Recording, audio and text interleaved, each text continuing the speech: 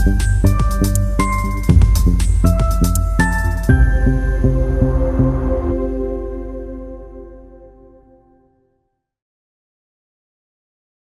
everyone, welcome to Miles Beyond the Page. I'm Michelle Miles, and each week I chat with authors about their journeys, the wins, the struggles, and everything in between. So grab your favorite drink and let's go beyond the page together. Today we are talking conscious living plus creator entrepreneurship plus book marketing that doesn't make you hate your life. Plus Lillian's upcoming relief, Purple Snowflake Marketing #2. So I'm talking to I'm sorry, I can't say her name. Lillian Brummet. So, Lillian, introduce yourself to the listeners. I stumble on my own name all the time, so don't, yeah, it's totally okay. Hi, everyone. It's great to be here. I'm really grateful that I'm on your show. This is really cool. I love chatting about writing. Being a mentor to other writers is kind of my thing. So I just really like to do it. I don't coach, I don't do it as a profession. I just do it with my friends and in writers groups and various things that I attend. I'm often a guest at writers groups and podcasts like this. And I love chatting about writing and passing on what I've learned. I mean, when I first started out, I was asking a lot of questions. And so it's really nice to be able to pass what I've learned on to someone else, thinking that maybe it'll help them along and in their career too. Yeah, I love it. That's great. It's so great that you can help other writers because we all need a little help. That's right. Tell us exactly what you do at Brummet Media Group. Okay, so Brummet Media Group, the title, it kind of acts like an umbrella for a variety of services that we offer, right? So it makes it so much easier when it comes to like filing for taxes and claiming things and all of that, right? So that's why we created this one umbrella. It also gives us the flexibility if we choose to try something else. We haven't locked ourselves into this one name that identifies us as only this. We can't spread out and try other things in our career. So we wanted something that gave us a little more room for growth and for trial and error. In the past, we've been running this business for 2.5 decades, almost 3 decades. So Dave and I have been together for almost 40 years. So we've had this long time under this one umbrella name. So we've offered a lot of different services over the years. Currently, we have 8 books available on Amazon. We have another coming out. There's actually 2 more coming out, but this one first. And we have 2 blogs. We have a YouTube channel. So those are our media that we tend to focus on. And of course, our writing career, we tend to focus on. That's one side of the business. The other side is Dave is a drum teacher. So he goes mobile to his students' homes and he does workshops and classes and lessons and a variety of other things. So they Wow. host the event. He goes there and facilitates it, teaches it. Oh, very He cool. also does like drum repairs. So people will ship drums to him from a variety of different places and like antique instruments, things that need some attention, and he'll give it the care that they deserve. So he's like a drum rescuer. He goes along and fixes them up and gets them better than they were before. He puts a Nice. lot of attention into that. Oh, And then since we've sold our home and downsized into a retirement community, we're slowly evolving into just our business and trying to find time to for ourselves as well. So we're trying to right. find that balance now.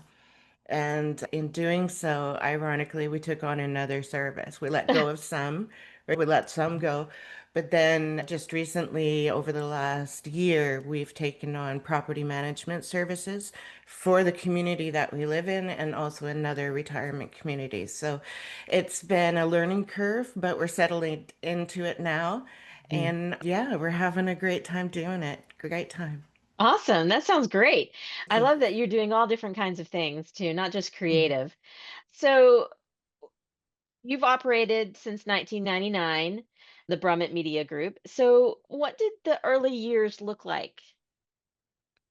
Ooh, a lot of research and a lot of trial and error. So originally, I had run a business prior to Brummet Media Group.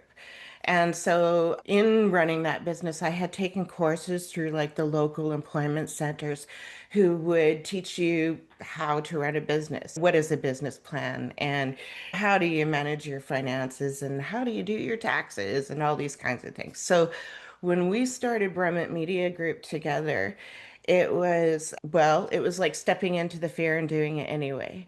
It Yeah. was like the unknown, right? You don't Mm-hmm. know how it's going to affect your relationship. You don't know how which of these different services are actually going to take because you haven't offered them yet. So you're sort of stepping into it and going, okay, here we go.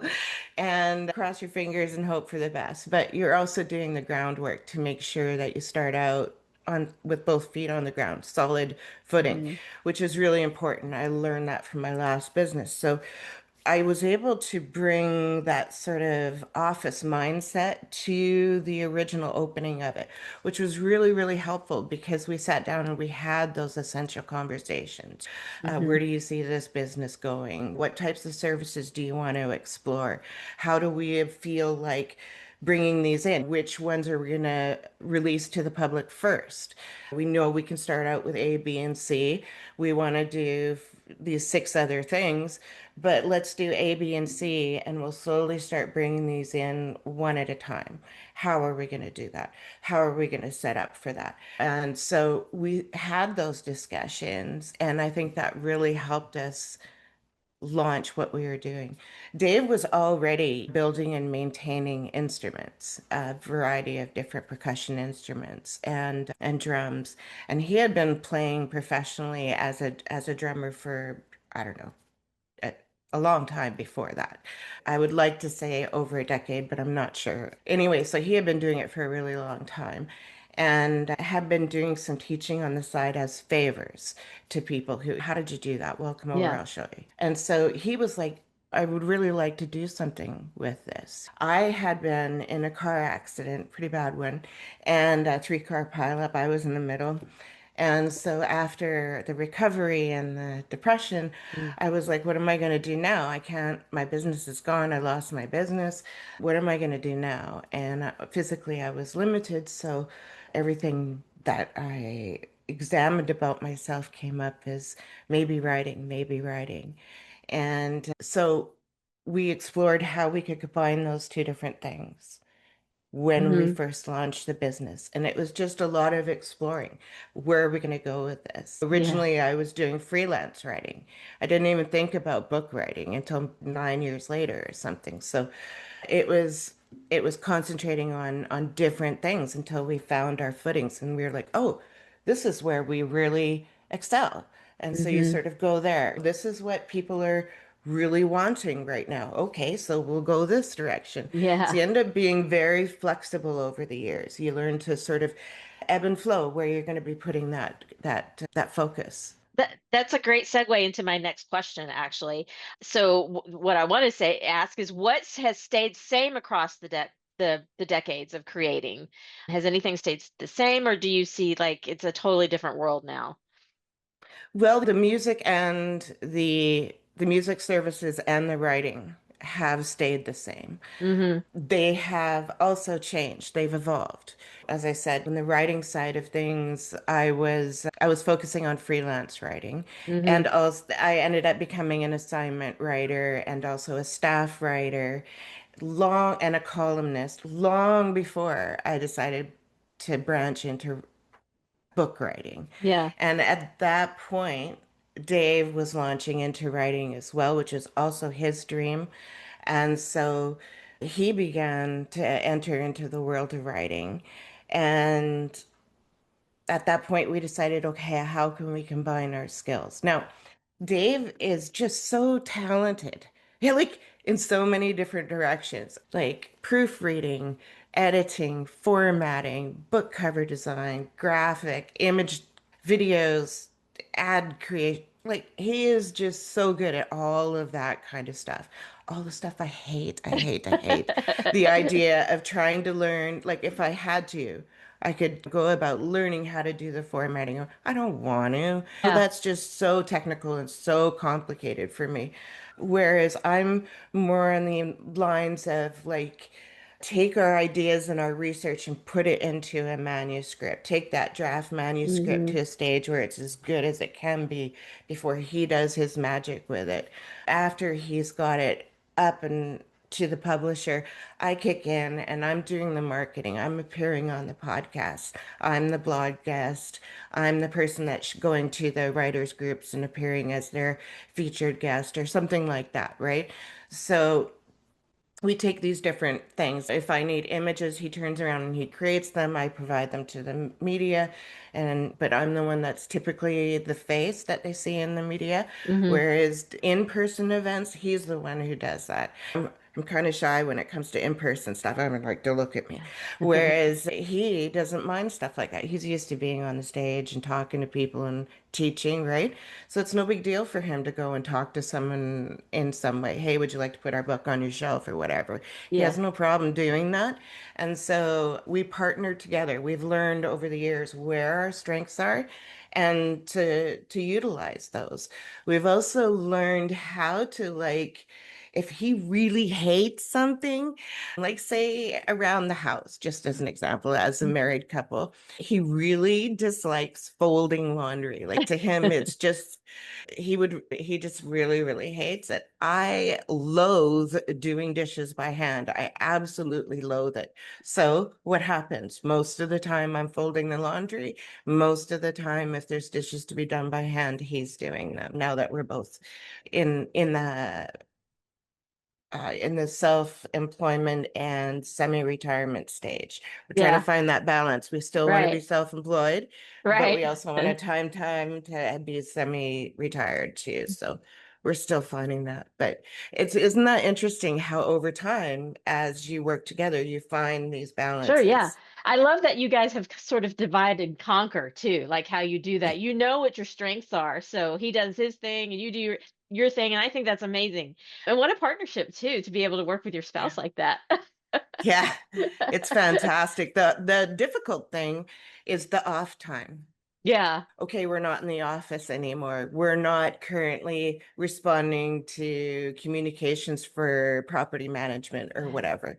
So we have Yeah. to say, okay, we're not going to look at emails anymore after this certain time. We're not going, the computer gets the office part of the computer. We might have music playing. That part of the computer is shut down. Hmm. When we go for strolls, we always go for strolls every day with the dogs. Nice. Yeah. And when we do that, that's we're supposed to not talk about it because the brain's relaxed. All of a Yeah. sudden, all these things are firing off Right. as Right. you have quiet time. You're like, oh, what about this thing? And you have to Uh-huh. like, oh, shit, because this is off time. Yeah. And you learn to do that. It's one of the most difficult things when you work together and you have a home office. Like, in fact, it's part of our home, like our kitchen and then our office. Like Wow. it's one of the biggest rooms in the house, right? So Yeah. the office is in there with both our desks and computers and stuff. So yeah, it doesn't go away. It's always there. Yeah. And it's something that we love, and therefore it's very difficult to set aside. And I Yeah, I think that's bet. our biggest challenge. Yeah. Yeah, I can imagine that. I mean, I know for me, like, even when I'm not at the desk writing, I'm always thinking about the book and what's next, and it's hard to turn that off. So I get it. What does a normal week look like when you're balancing the books, the blogs, the YouTube, the drum work, the property management, all of that? Well, it varies from week to week, and that can be really frustrating because I have my goal and I don't always get to have my goals. So I have learned to be emotionally flexible about things like that and not get too worked up about certain Yeah, things. As long as we're making forward movement, it's all good. So I've been trying to just give myself a break in certain regards. So it really depends on what the demand is for that week. But I would say generally in the mornings, one of the first things I do, the first thing I do is I check all the emails. So there's like four email accounts that I check. for all Hmm. these different things. And depending on what comes in there, if it's not immediate, the next things I'm going to be doing is I always check my blogs, our blogs, and the YouTube channel to make sure that nothing fishy has happened. Mm. I'm always worried that some nasty person will go in and leave a comment, or some salesperson goes in and leaves a comment that has like nothing to do with the topic, but they're Yeah. just selling their Yep. website or something. So I try to be on top of that. I try to make sure that that's taken out. And then I can respond to anything very, very quickly. If someone's Hmm. commented, I can respond right away to them and say, hey, thank you for your comment and whatever, Yeah. right? So Right. those are my very first activities. They're really important to me. I don't necessarily check my socials until much later on in the day when I have like time. I'm having a coffee break. I'll check my Hmm. socials then or something like that. My next thing is usually I got a day timer, a book that tells me what my goal is for that day. It may be ongoing from previous days and I'm pushing it forward. So I'll check that. What's my priority that day? Right now, it's the manuscript for PSM, Purple Yeah. Snowflake Marketing series. And so we're in the crunch of finishing that manuscript. And the portion that I'm in this book right now is very advanced and kind of complicated. And I'm trying to make it not complicated for people, right? Yeah. And that's quite a thing. It sounds easy, but it's not. So I'm doing a lot of rewrites on this section, and I have to take a lot of breaks Hmm. to make that happen. So I try to write 2 to 3 hours on that manuscript every day. And the reason why it isn't more than that is because my brain just fries. It's so complicated that I really need to give my brain a break. Yeah. And my goal is 2 to 2 hours a day because we're in the crunch. It's like my limit. I have to do 2 hours today. If I'm in spasm and I'm not doing well, if I have a migraine, if something comes up with property management, I have to be flexible about that. Yeah. But at the same time, it's like, okay, I didn't get it done today, but tomorrow I'm going to get my 2 hours in. So Yeah. I'm pretty self-disciplined that way, probably too self-disciplined because it keeps me up at night. All the things I like to beat Yeah. myself up about, Yep, right? I understand that. Yeah, for sure. So, is there a tool or a system or a process that helps you keep everything moving? I try to keep my day timer with notes on that. And if I haven't completed something from the day or the week before, I make sure to write it on the next day so that if I do find a space of time in that day where it's like, oh, I got an extra hour, I'm just sitting around, what could I throw in there? I have something up. I know right away this is a priority. So Yeah. I like to use that. It's not terribly outlined like 9 o'clock, 9:15. I don't get too Mm. anal about it, but I make sure that it's written down so that I don't have to remember things. I find my brain will cycle and it can get confusing. So what I like to do is write down the idea Yeah. or that thought or that task and put it in the place it needs to be. This is promotion opportunity list. This is my day timer. I decide where it needs to go and I make sure it's written down, even if it's just a scrap on my piece of paper temporarily. And for me personally, for brain health, I find that as my brain cycles around and brings it up again, I tell myself, that's okay. I've written it down. I don't have to think about that anymore. I Hmm. don't have to remember that. It's written down. I can look at it as when my schedule opens up for it. And that way I take the guilt and the pressure and the judgment off of myself. And I don't feel like I have to keep reminding myself. I can just Yeah. calm the brain down a little bit, which is an issue for me. So. Right. Yeah. That's great. Yeah, writing things down helps me too. But I want to talk about now your book, Purple Snowflake Marketing. So for new listeners, what does Purple Snowflake Marketing mean? Okay, well, Purple Snowflake Marketing. So you are an author and you have released a book. Now there are 3,000 minimum books published in English every single day. Hmm. How are you going to stand out among that snowstorm of authors And the only way to do that is to be a purple snowflake. So we teach you how to be a purple snowflake.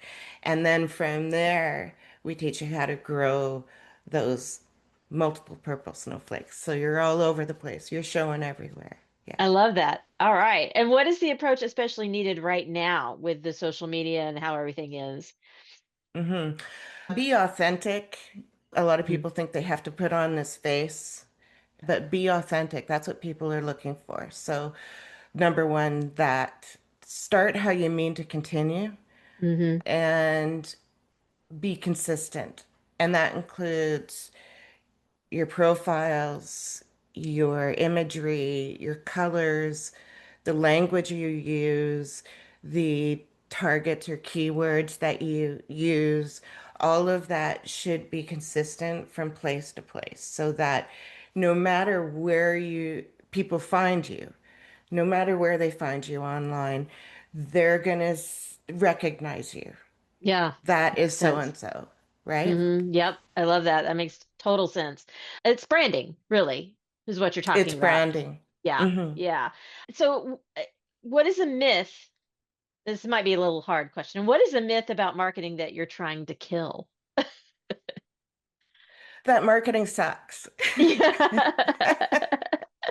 And depending how deep of a dive you do into marketing, and if you aren't prepared for the task at hand, yeah, it can definitely suck. It can be a Yeah. horrible, horrible experience. Or if you go into it well researched with a relative flexible plan that in mind where you know what you need to do first and how you're going to close that and all of that, then you can enter into it with more joy. A lot of people are feeling like, oh, I just can't do it. I'm not good at that. But Hmm. you don't really know until you try. I Hmm. think I think having a guide to help you through it, which is Yeah. why we wrote Purple Snowflake to begin with. Like the first book, it kind of like introduces people into what it means to be a writer, how to manage a writer's career, right? Is how it starts out. And then it goes into trying to bring in the purple snowflake marketing technique into the mindset. So you go into each activity with how am I going to make this stand out among what other people are doing? Okay, I want to do a book signing event. Everybody's going to the one bookstore in town. I live in a small town. Everybody's going to this one bookstore, let's say. And so, how maybe I could go to a different place. Maybe there's a character in my book that's a fisherman. And so now, okay, I could go to fisher derbies. I can go to sportsman events. I can go to the sports store. Right? I can go Yeah. to the fisherman's club. There could be other aspects of your book that maybe could tie into something that you can now become a part of. Maybe your area, your neighborhood, has a lot of conventions. There's a couple places that are very active with doing conventions and Yeah. speaker events and things like that. Is there a way you can tie into that? Absolutely. You contact the people that are hosting that event, like the nonprofit or whatever that's happening, and you offer your book as a door prize. Would you like something for a door prize for your attendance? I'd love to give you a copy of my latest book and it could be books that maybe you have left over from a book signing event. Yeah. You're wondering what the Hmm. heck am I going to do with these? That's a perfect thing to do with those is to offer them as a door prize for various events that are happening in your area. So this is kind of the thing that we try to get the mindset happening with people is like think about the traditional marketing techniques, use them because they're tried and true. I mean, we don't need to Hmm. reinvent the wheel, but how can we apply it to our unique situation in Yeah. such a way that we stand out, that we're doing something different Yes. than what our peers are doing, right? Yeah, that's a great idea. It's kind of thinking outside the box a little bit too, right? Like Right. what is a new different we're all doing the same thing. We're all marketing, we're all trying to sell our books. But what is I love what you said. What is a unique way we can do that with our book? And that's great. I love it. Thank you. So you have book 1 and you have book 2. What problem is book 2 solving that book 1 didn't fully cover? Okay, so I would say book one is like stage one. You start with a circle around you, you get bigger and bigger and bigger circles. You're starting to build up your branding. You're starting to earn some profits. You're thinking about how can I maximize on these profits?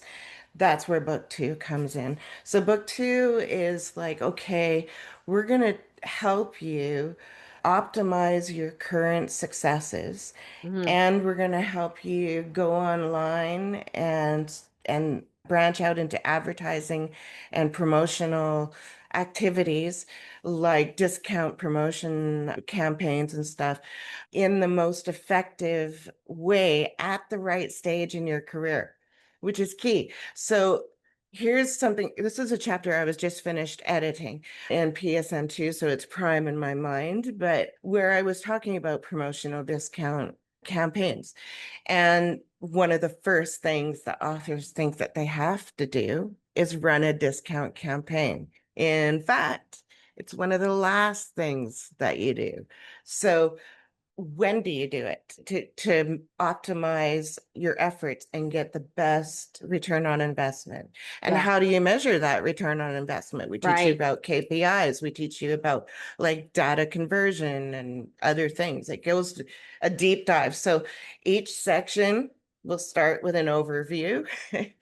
And then later on, we do the deep dive. So it's like, this is how this operates. Here's Yeah. the overview, the peripheral view of the terrain that we're going to now hike. And then once we get down there and we're hiking it, here's your step-by-step guides. And here's how you do it, more deep dives. So I'm trying to do it, we're trying to do it in such a way, the structure of the book in such a way that it's not so overwhelming, because it can be Hmm. super overwhelming when people first get into online advertising. Oh And if yeah. they just jump into it, they might as well just have a campfire with their dollar bills. So we're teaching them how to avoid all those mistakes, how to write their copy, all kinds of stuff, how to find effective targets or targets. Targets is like an overview word that we've come to use for things like keywords, keyword phrases, hashtags, labels, these types of marketing tools. Yeah. They're all targets. They all tell the system that you're using, if anyone is interested in these particular words or phrases, I want you to show them my stuff. So you're targeting those things. So Hmm. that's why I use that term. But Yeah. anyway, No, no, it makes sense. Makes total sense. And I think the hardest part about marketing is the measurement, right? Trying to figure out, yes. is this working? Is my dollars, are they being spent wisely? Because you're right, you can burn through cash so quickly. Mhm. Yeah, it's a great you're so right on. And I don't want to run out of time here. I want to talk a little bit more about your marketing. And if someone is thinking marketing isn't for me, because a lot of us do think that in the writing world, what is a mindset shift? Sorry, what mindset shift would you give them?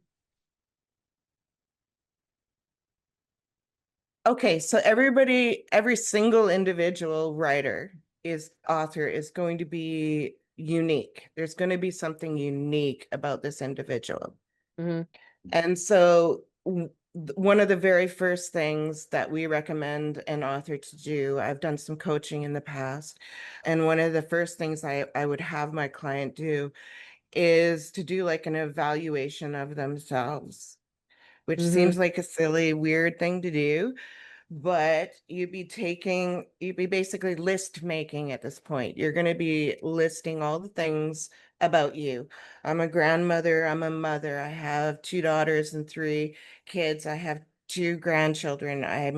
I've done these things. I've held these careers. These are the words I would use to describe myself, my lifestyle, who I am, what my skills are. I can already do these things. I Mm, already know these people, these groups, these organizations, these business owners. yeah. Okay. So with that information, you can now start building your marketing plan based on those. What is it about me? I like I like doing Q&A interviews on blogs. I absolutely love that. Blogs, newsletters, any of these e-zines. And so maybe that's where I'm going to focus my energy right now because it's something I really enjoy doing. So I'm going to start with that. That's where you start, something you really enjoy and something that you excel at. So how am I going to get those spots? Well, I've got all these words that describe me. So maybe I'll target a newsletter that has subscribers who enjoy reading books about with either characters or nonfiction books that have some aspect of being a grandparent. And so I can come in and they can do a Q&A about me as an author, but also about my experiences as a grandparent. Mm-hmm. Maybe as a grandparent, I'm dealing with a split relationship. The two parents are no longer together.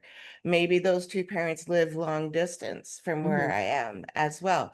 And so that's a unique aspect of my grandparenting that I can bring to the table. And that can be a topic that I can present to a podcast. Because maybe now that I've become comfortable being in the media, I'm ready to go into the world of podcast and see if maybe they want to have me in to talk about how do I manage my grandchildren when they're dealing with parents that are going through a divorce, right? Mm-hmm. So there's all these different aspects of grandparenting that a person can bring to the table and entertain people. So the thing is, when you're going into the media, typically, unless you're coming onto an author-related program like this, typically you're not talking about your book. Your book is a side part of it. Right. So try to think of it like rather than I'm selling my book, I'm there to promote my book, I'm there to sell my book. You're there to have a discussion. And through that discussion, you get coverage for your author career, for your entire backlist, Yeah. but also your most current book, right? Right. So it's about having a conversation. And so, how can you appeal to their audience? What is it about you that they might be interested in about, regardless of what you write about? And the host is going to talk about your book. Your bio is going to talk about your Mm-hmm. book. Your links are going to lead back to your book, right? So Yeah. let that stuff do what it's supposed to do and just concentrate on having the conversation. That's great. I love that. And since we're getting down to the 30-minute mark here, let's talk really quickly about your blogs. So you said you have Okay. two blogs, right? Yep. Yeah. Tell us a little bit about both of those and where we can find them. Okay, so both blogs welcome guests, so feel free to query us. The information's on the about page of the blog. So we have two different blogs. The Brummet Conscious blog it's about conscious living in every aspect of your life, whether it's in your career or around your home or in your yard. It turns our thinking to a more positive and proactive one. So that's the focus of that blog. We have lots of content there. So quotes and writers' resources and recommended resources like nonprofits. And we have a blog post that goes out occasionally called Kudos, where we just celebrating an organization or a business that did something very positive and we want to celebrate that. Look what they did. This is really cool. We do like interviews. We have lots of articles. There's lots of stuff going on there. Used to be a daily blog. It was a daily blog for the first 18 years. And now it's Oh. slowed down to about every 3 days or so. So Hmm. we've had to like, okay, where can we slow things down? And that was one Yeah. of them. And the other blog is similar. A post comes out once every 4 or 5 days on that one. And it focuses on drummers and musicians overall, but with a high slant towards drummers, of course, and it's bro, the Drummett blog. No, I'm having troubles too. The Drummett blog.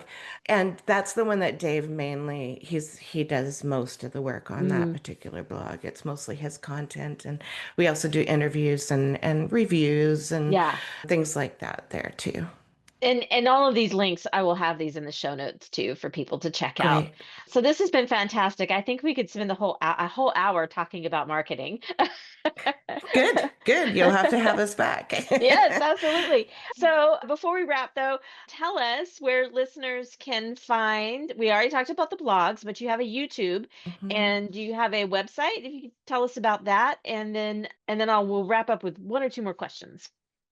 Okay, so we did a very controversial thing. We let our website go, Oh, but we focus on the blog, the YouTube, the blogs, the YouTube, and the Amazon Author Central pages where we tend to focus and send people. The very best thing that people can do is just type Lillian and Dave Brummet or just Lillian Brummet, Brummet, two M's, one T, in a search engine, and you're going to find dozens of pages of links to find us on socials and so forth. To find our books, head over to Amazon and type in our name there, Lillian and Dave Brummet, Brummet, and you'll find all of our books there. The Brummet's Conscious blog, that would be the first link that I would send you to when it comes to finding content and having access to a variety of links, because in the sidebar we offer a variety of our links there, and that will give you a good place to start. The About page there, if you're interested in networking or applying to be a guest on our blogs, that would be where you would find that information as well. great. All right. And those links will also be in the show notes. And then you answered one of my questions already. So here's the final question. Um, if Okay. if listeners remember one thing from today, what should it be? Step into the fear and do it anyway. Love it. We all feel anxious. We all Yeah. feel less than, especially when we're first starting something or we haven't done something in quite a while. Hmm. And we get back into it and oh my gosh, the dashboard has changed and the you start getting nervous or something. So we all feel it Yeah. every day. But the thing is just do it anyway and have fun with it. I love it. Great advice. All right, Lillian, thank you so much for joining us today. It's been a real treat to talk to you, and I really hopefully people will get something out of it, and they will be sure to pick up Purple Snowflake Marketing #1, #2 coming soon. Yes. Yes, coming out in March, it looks Okay, like. So very awesome. excited. All Great. right. Thanks, Lillian, for joining us and sharing your incredible insights and journey. And thank you, as always, for hanging out with us today. If you liked this episode, don't forget to like, comment, and subscribe. Join the official podcast Discord. Hit the bell so you never miss a new chat. And listen to Miles Beyond the Page on Spotify, Apple Podcasts, Amazon Music, and iHeartRadio. Until next time, keep dreaming, keep writing, and I'll see you miles beyond the page. Thanks for joining me on Miles Beyond the Page. If you enjoyed this episode, be sure to subscribe and leave a review. If you're an author and want to be a guest, visit milesbeyondthepage.com and fill out the guest intake form to apply. Keep writing, keep dreaming, and I'll see you next time.